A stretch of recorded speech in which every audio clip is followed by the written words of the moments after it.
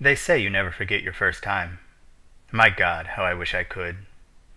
I had always been the shy type, never the kind of guy to make a move on a girl or even ask her out on a date. Yet something about coming to Exeter as a fresher gave me some newfound confidence. I don't know, maybe it was the fresh Devon air or the abundance of blonde hair and pert breasts around these parts. I must have a chance with at least one of them. It was about my 5th week of lectures, a cool October morning, when I finally rustled up the courage to talk to a girl I had become infatuated with. I had seen her in one of my first lectures, and her radiance became ingrained in my mind, which was helpful when wrestling my jimmies in the shower, if you catch my drift. Hey, I said. She looked up and smiled at me.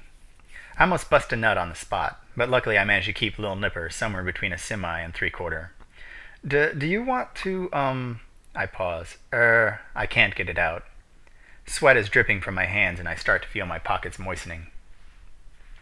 I won't bore you with the details of organizing the date, but later that night I find myself sitting down to dinner with a beautiful girl, and after a few drinks we were both at ease. As she finished her plate, she excused herself to go to the toilet.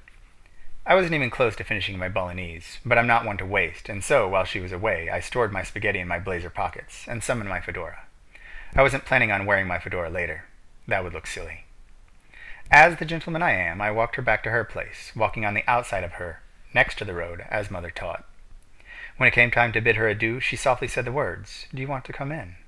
I was shocked. All I could do was nod as she led me up to her bedroom. I wish I could tell you how this beauty looked when she was disrobed. However, the spicy habanero burrito I had consumed earlier that day before was making me feel extremely nauseous. My vision blurred, and I could hardly notice the warm sludge dripping down my leg. I fell to my knees as the spiced pork and pico de gallo combination made its way back up through my body and onto her floor. Wiping my hands across the warm vomit was a futile attempt to clean it up, and I think only made things worse. My rectum had now been fully opened, and the flow of excrement was unstoppable. As I lay on the floor, surrounded by my own foul fluids, spaghetti began to seep out of my pockets and onto her carpet. I'm sorry, I have money, I give you."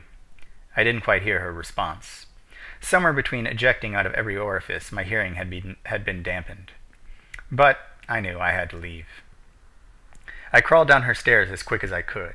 In my rush, I even left my trademark fedora behind. Out of her house, I ran sobbing as fast as I ever have in my life back to my flat, leaving behind a trail of tears and spaghetti. Sure, the night didn't go exactly as planned.